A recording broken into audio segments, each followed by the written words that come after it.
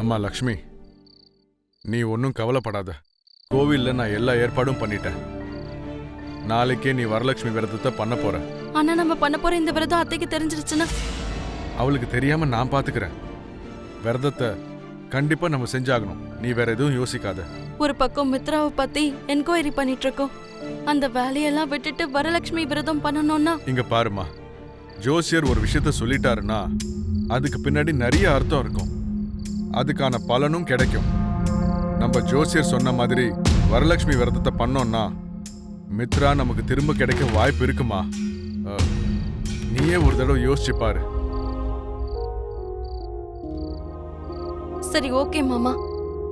ஜோசியர் சொன்ன மாதிரியே நான் வரலட்சுமி விரதத்தை பண்றேன். அது சரி, பசங்க சாப்பிட்டாங்களா? சாப்பிட்டாங்கம்மா. ஆனா லக்கி தான் அப்பா எங்க அப்பா எங்கன்னு நிமிஷத்துக்கு ஒரு தடவை கேட்டு டயர்டாய் அவளே தூங்கிட்டா. அவளை என்ன சொல்லி சமாதானம் படுத்தணும்னு எனக்கு ஒண்ணுமே புரிய மாட்டேங்குது. அப்பாவை பார்க்கணும்னு அவ ஏங்கிக்கிட்டு இருக்கா. ஏன் தெரியுமா? அவ ஒரு நாள் கூட அவங்க அப்பாவை விட்டு பிரிஞ்சதே இல்லை. திரும்பவும் அவ காலையில எந்திரிச்சு அப்பா எங்கன்னு கேட்டா எனக்கு என்ன பதில் சொல்றதுன்னே தெரியலம்மா.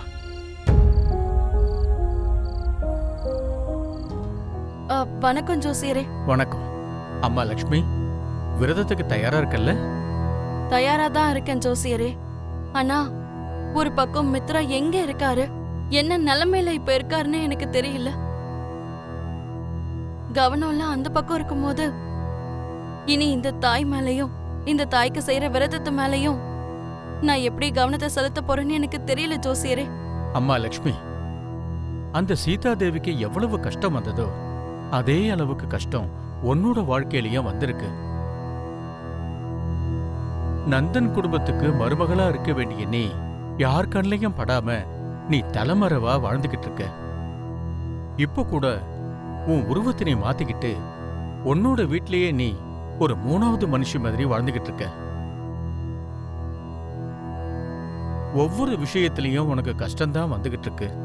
இருந்து நீ உன் நம்பிக்கையை மட்டும் இழக்காம இருக்க. இப்போ கூட அதே நம்பிக்கையோட நீ இந்த அம்மனுக்கு விரதத்தை கடைப்பிடி.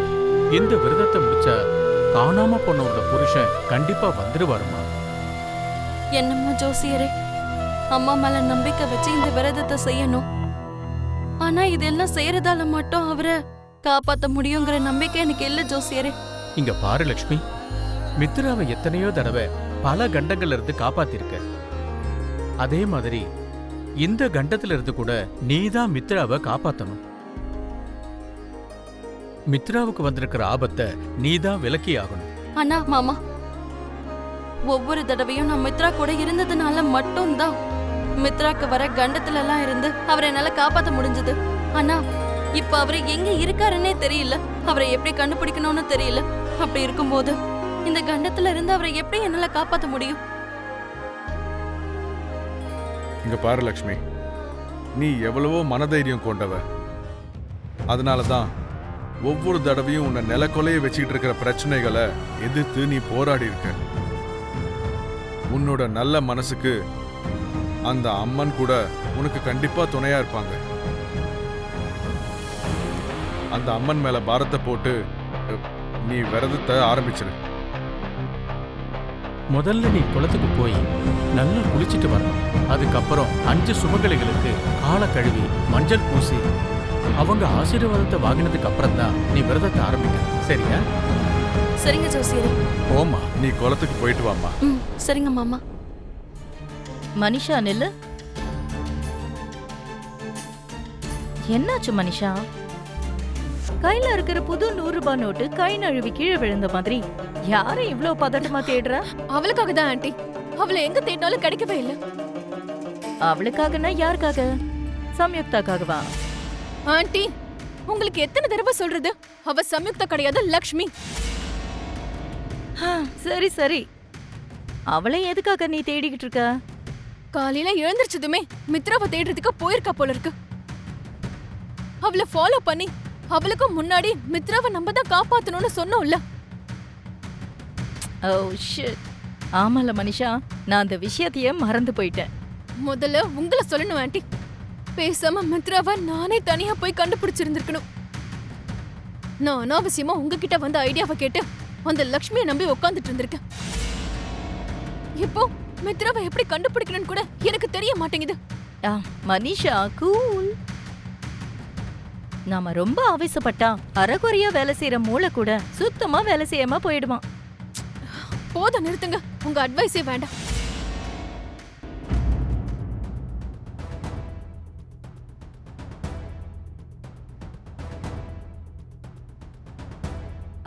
அக்கா, எங்க கிளம்பிட்டீங்க? மித்ரா எங்க இருக்கான்னு தெரியல. என் மனசெல்லாம் ரொம்ப கவலையா இருக்கு தேவியானே. அதான் நான் கோவிலுக்கு போயிட்டு வந்தேன்னா என் மனசு கொஞ்சம் ஆறுதலா இருக்கும். அது சரி, லக்ஷ்மி எங்க போயிருக்கா? லக்ஷ்மியா? ஆ, எதுக்கு இப்ப லக்ஷ்மின்னு சொன்ன? அது வந்து சம்யுக்தாவும் பார்க்க லக்ஷ்மி மாதிரி தானே இருக்கா. அதனால தான் ஆக்சுவலா சம்யுக்தாவனா லக்ஷ்மின்னு சொல்லிட்டேன். ஓஹோ, சம்யுக்தாவா? என்னமோ தேவியானே, எனக்கும் தெரியல. வீட்ல உன் மாமாவும் விவேக்கும் கூட இல்ல. எல்லாரும் மித்ராவை கண்டுபிடிக்கிறதுக்காக போயிருக்காங்க போல இருக்கு. நானும் கோயிலுக்கு போயிட்டு வரேன்.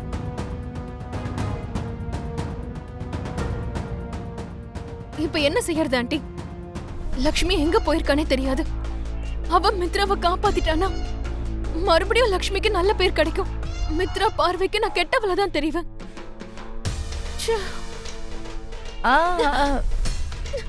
ஐயோ,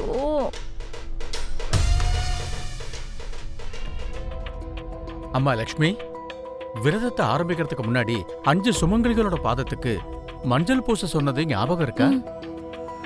கோவில்ல இருக்கிற ஒரு 5 சுமங்கலிகளை குறிட்டு வாமா. சரிங்க ஜோசியரே.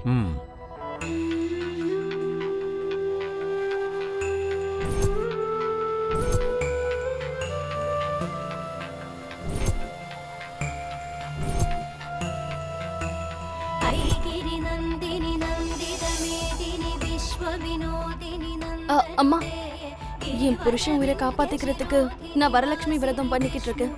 5 சுமங்கலியோட ஆசீர்வாதம் எனக்கு வேணும். நீங்க வரீங்களா? வரலட்சுமி விரதம் வீட்ல தானே பண்ணுவாங்க. நீங்க எதுக்கு கோவில்ல பண்றீங்க? கோவில்ல பண்ற மாதிரியான சூழ்நிலை ஏற்பட்டிருக்கு. தயவு செஞ்சு வாங்கம்மா. இல்ல வேண்டாமா, நீ வேற யாரையாவது கூப்பிட்டுக்கோ. அம்மா, என் புருஷனோட உயிரை காப்பாத்திக்கிறதுக்காக நான் இங்க வரலட்சுமி விரதம் பண்ணிக்கிட்டு இருக்கேன். 5 சுமங்கலியோட ஆசீர்வாதம் வேணும். நீங்க வரீங்களா? என்ன இப்படி சொல்லிட்டீங்க? அந்த அம்மாவுக்கு விரதம் இருக்கீங்க, ஆசீர்வாதம் பண்ண சொல்லி என்ன கேக்குறீங்க?